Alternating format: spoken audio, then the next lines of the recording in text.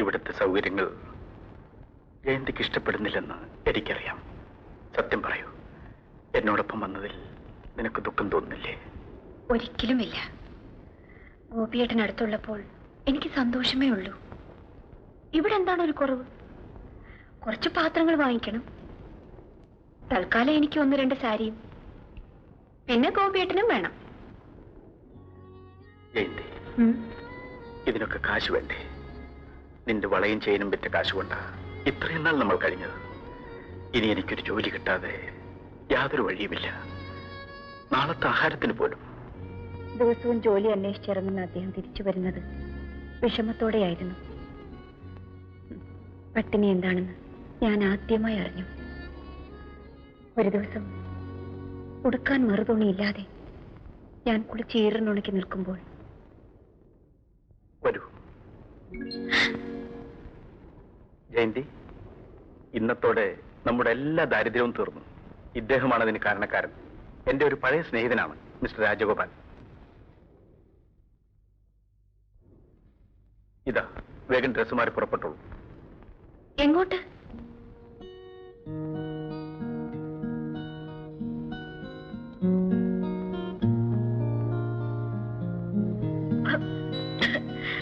കഴിച്ചോളൂ, ക്ഷീണം മാറാൻ നല്ലതാണ്.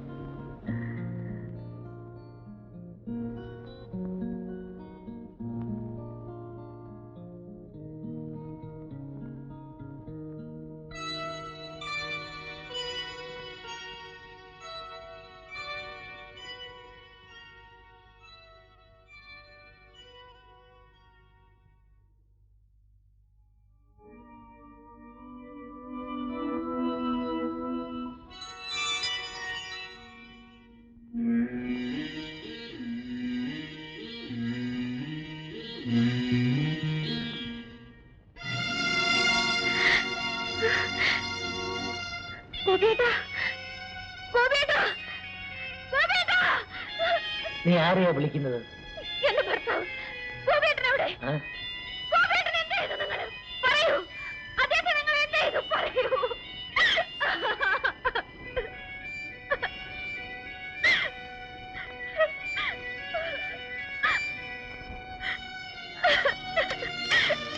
രാജഗോപാൽ, രാജഗോപാൽ, എന്താ? ഏതാണിവൾ? ആരാണിവളുടെ ഭർത്താവ്? എവിടെയവൻ? പോയി. ഇല്ല, ഇല്ല. അദ്ദേഹത്തെ നിങ്ങൾ എന്ത് ചെയ്തു? എന്റെ ദൈവമേ, ഗോപിയേട്ടന് എന്ത് പറ്റി? എന്ത് പറ്റി അദ്ദേഹത്തിന്?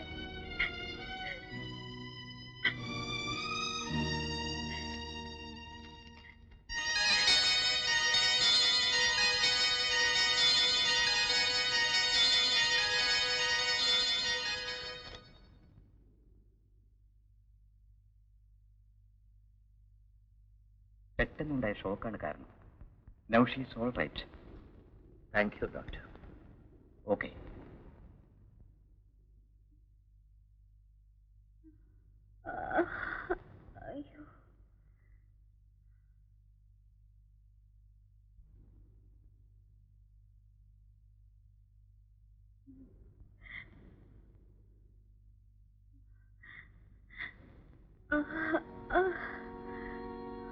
കരഞ്ഞു തീർക്കാവുന്ന ദുഃഖങ്ങളുണ്ട്.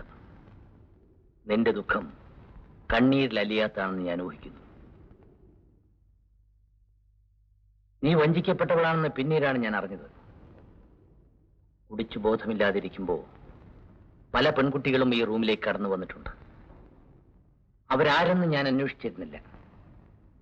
പക്ഷേ നിന്റെ കാര്യത്തിൽ ഞാൻ തെറ്റ് ചെയ്തിട്ടുണ്ടെന്ന് തോന്നുന്നു. അത് മനഃപൂർവ്വമല്ല. എന്നോട് ക്ഷമിക്കൂ. എവിടെയാ വീട്? പോകാൻ മറ്റൊരിടമില്ലെങ്കിൽ നിന്റെ അസുഖം മാറുന്നവരെവിടെ താമസിച്ചോളൂ. ഭയപ്പെടണ്ട, നിന്നെ ആരും ഉപദ്രവിക്കില്ല.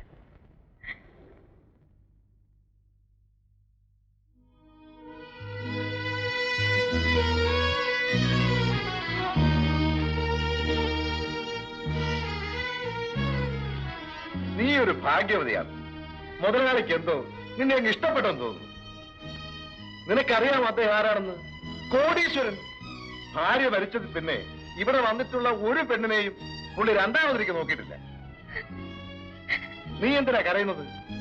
ഓ, അവനെ ഓർത്താണോ? ആ ഗോപിയെ. നിന്നെപ്പോലെ എത്രയോ പെൺകുട്ടികളെ അവൻ നശിപ്പിച്ചിരിക്കുന്നു. ഞാൻ കണ്ടുമുട്ടിയത് കൊണ്ട് നീ രക്ഷപ്പെട്ടു. ഇല്ലെങ്കിൽ ബോംബെയിലുള്ള ഏതെങ്കിലും ഒരു വേശ്യാത്തെരുവിൽ നീ എന്നെത്തുമായിരുന്നു. ഞാൻ പറയുന്നത് നിന്റെ ഗുണത്തിനാണ്. ഇവിടെ നിറങ്ങിയാൽ നീ എങ്ങോട്ട് പോകും? ഒരല്പം ബുദ്ധി കാണിച്ചാൽ നിനക്ക് ഇവിടെ കഴിയാം, ഒരു രാജകുമാരിയെ പോലെ. അല്ലാതെ ആ ഗോപിയെ കാത്തിരുന്നിട്ടൊന്നും കാര്യമില്ല. അവൻ തിരിച്ചു വരില്ല.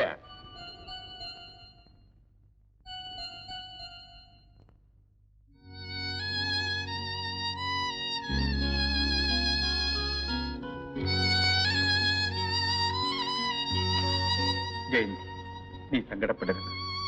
ഒരിടത്ത് ഒതുങ്ങി നിൽക്കാൻ പറ്റാത്ത വിധം അപകടത്തിൽപ്പെട്ടതാണ് എന്റെ ജീവിതം. നിന്നെ ഉപേക്ഷിച്ചു പോകേണ്ടി വന്നതിൽ എനിക്ക് വിഷമമുണ്ട്. എല്ലാം നഷ്ടപ്പെട്ട എനിക്ക് നിന്നെ കൂടി വിൽക്കേണ്ടി വന്നു. എന്നോട് ക്ഷമിക്കൂ. നിന്റെ ഗോപിയേട്ടൻ.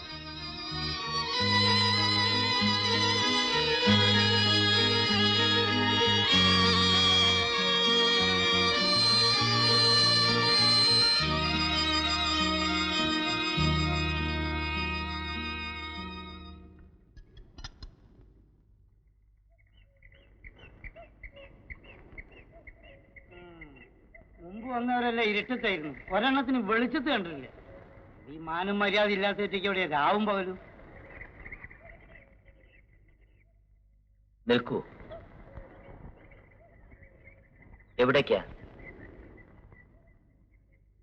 അടുത്തെങ്ങും പരിചയക്കാരോ ബന്ധുക്കളോ ഇല്ലല്ലോ. കഥകളൊക്കെ ഞാൻ അറിഞ്ഞു. രാജഗോപാൽ പറഞ്ഞു. ഇങ്ങനെ ഇവിടുന്ന് ഇറങ്ങിപ്പോയാൽ നീ തനിച്ചെങ്ങനെ ജീവിക്കും? എനിക്കിനി ജീവിക്കണ്ട.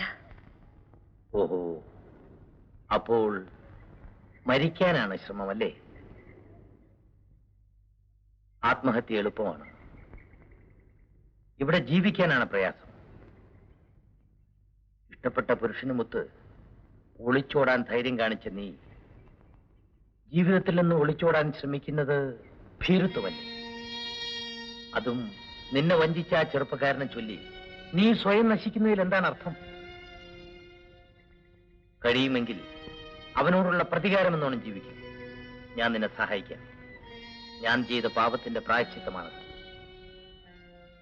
വരൂ.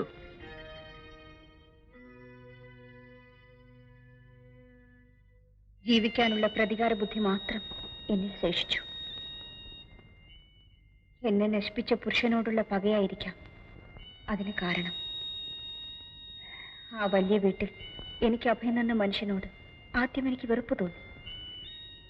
കൂടെ കൂടെ അദ്ദേഹത്തിന്റെ സ്വഭാവം ഞാൻ മനസ്സിലാക്കി.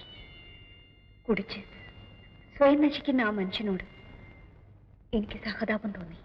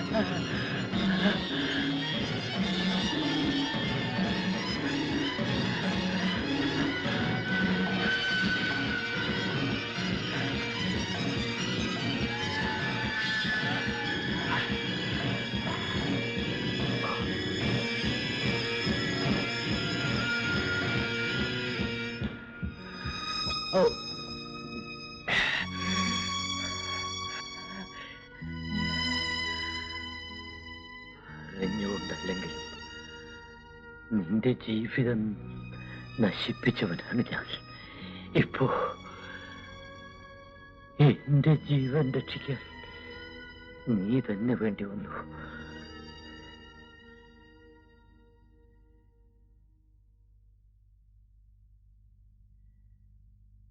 അധിക നാൾ ഈ ജീവൻ നിലനിൽക്കയില്ല. എന്റെ നാളുകൾ എണ്ണപ്പെട്ടതാണ്. വേണ്ട, ഡോക്ടറല്ലേ വിളിക്കാൻ പോകുന്നത്. അവരുടെ കയ്യിൽ എനിക്ക് തരാൻ മരുന്നുകളൊന്നുമില്ല, ഉപദേശങ്ങളേ ഉള്ളൂ. മദ്യം വിഷമാണ്, കുടിക്കരുത് എന്ന്. മരവിച്ച ഈ ചുറ്റുപാടിൽ നിന്നും സ്വയം രക്ഷപ്പെടാൻ എനിക്ക് കുടിക്കാതെ വയ്യ.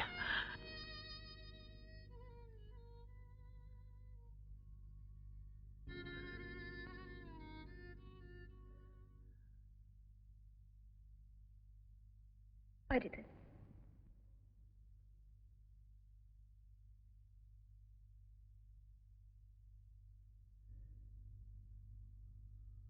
നിന്നെ ഞാൻ അനുസരിക്കാം. പകരം എൻ്റെ ഒരു അപേക്ഷ നീ സ്വീകരിക്കുമെങ്കിൽ ഒരിക്കലും എന്നെ വിട്ടു പോകില്ലെന്ന് നീ വാക്ക് തരണം.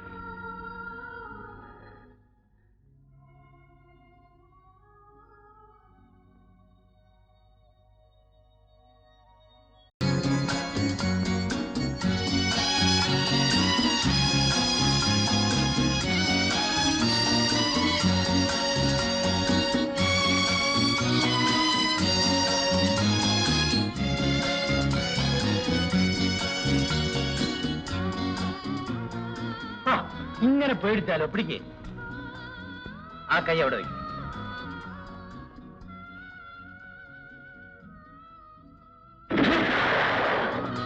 Very good, very good, very good.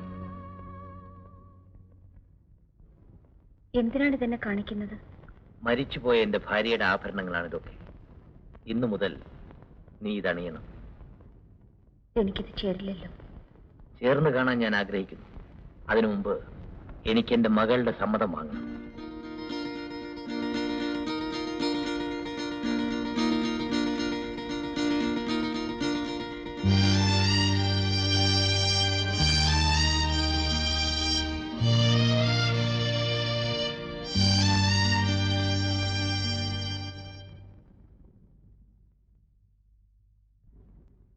ശാന്തിയോട് ഒരിക്കലും നിനക്ക് വിരോധം തോന്നരുത്.